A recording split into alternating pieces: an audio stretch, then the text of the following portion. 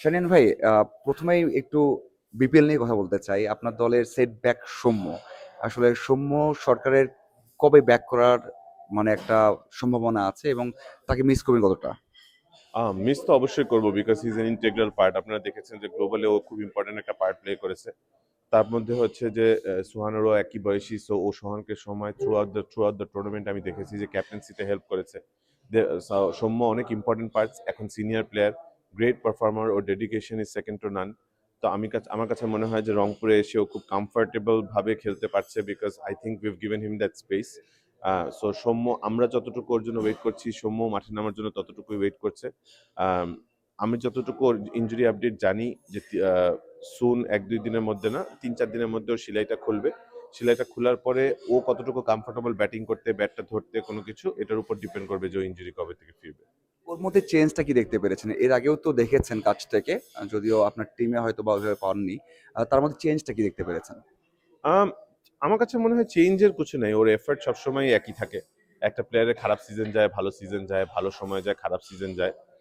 কিন্তু Bangladesh cricket fans এবং যারা বাংলাদেশ ক্রিকেটকে ফলো করে সবাই জানে যে ও যেদিন পারফর্ম করবে ওটা টিমের জন্য সুবিধা হবে। If he is on song, if he is given the right space, যেরকম অনেস্টলি স্পিকিং আমি সম্মুখে সবসময় বলেছি এই টিমে নেওয়ার আগেও যে হি হ্যাজ টু থিঙ্ক যে ও 2-3 ব্যাটিং করবে। ওকে যদি এখন 7-8-এর জন্য আমরা বলি যে তোমার এনি টাইম এনি জায়গায় ব্যাটিং করতে হবে, it disturbs his mentality, his preparation for the game. So আমার কাছে মনে হয় he is in an amazing space right now, এবং I am sure he can't wait to start. ভাই, আপনার টিমে মানে বিদেশিরা বড় একটা পার্ট অবশ্যই থাকবে তাদের, মানে এই টুর্নামেন্টে তার মধ্যে মাত্র 2 জন হয়তো বা আপনারা পাচ্ছেন না সবসময়। আসলে বিদেশিরা কে থাকছে কতদিন এবং কাদেরকে পাচ্ছেন পুরো পুরো সময়ের জন্য? জিএসএল এ যেহেতু স্টিভেন টেলরের আপনার পারফরমেন্স দেখেছেন, তাকে আমরা হিসাব করেছি যে সে এখন আমাদের জন্য একটা ইন্টেগ্রাল পার্ট, বিকজ গায়ানার উইকেট ওয়াজ ভেরি ডিফিকাল্ট। সবসময় বাংলাদেশে আমরা চিন্তা করি যে মিরপুরের উইকেটটাকে কিভাবে করে হ্যান্ডেল করবে। সো গায়ানাতে যেহেতু ভালো খেলেছে, we are expecting him to do well. ও পুরো সিজন থাকবে।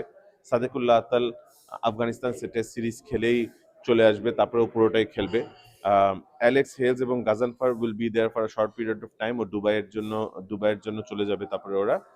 Iftekhar, Khushdil, very important players of our side. ওরা পুরো টুর্নামেন্ট প্রথম থেকেই available. Curtis Campher full time available, Aaqib Javed full time available. So Netravalkar might join us 7-8 দিন 10 দিন টুর্নামেন্টের পরে, and then he might join us. So এভাবে করে আপনি যদি বিদেশিদেরকে সেট করতে চেষ্টা করেন তাহলে দেখবেন যে কম্বিনেশনে 4টা টপ ক্রিকেটার অলওয়েজ সাইডে থাকবে। দেশিদের মধ্যে অনেকেই আছেন উদীয়মান, এবং একটু আগে আপনি বলছিলেন সোহানের কথা। আসলে সোহানের ইম্প্যাক্টটা কতটা গুরুত্বপূর্ণ তার উইকেট কিপিং, ব্যাটিং এবং ক্যাপ্টেন হিসেবে তার রোলটা?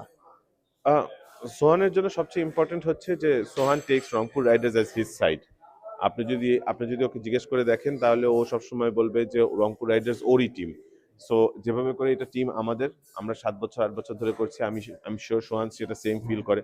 ও যেহেতু ডোমেস্টিক লিগেও আমাদের টিমে খেলে, he takes this as his own side. ওর ক্যাপ্টেন্সি আপনারা দেখে এসেছেন জিএসএল এ, outstanding captaincy, outstanding wicket keeping. ব্যাটিংয়ে ওর ক্যালিবার কি আছে এটা আমার আসলে বলার দরকার নেই, এটা পুরো দেশবাসী জানে। ও বাংলাদেশে এতগুলো ইন্টারন্যাশনাল ম্যাচ খেলেছে with his batting quality, obviously captaincy এবং উইকেট কিপিং দিয়ে না।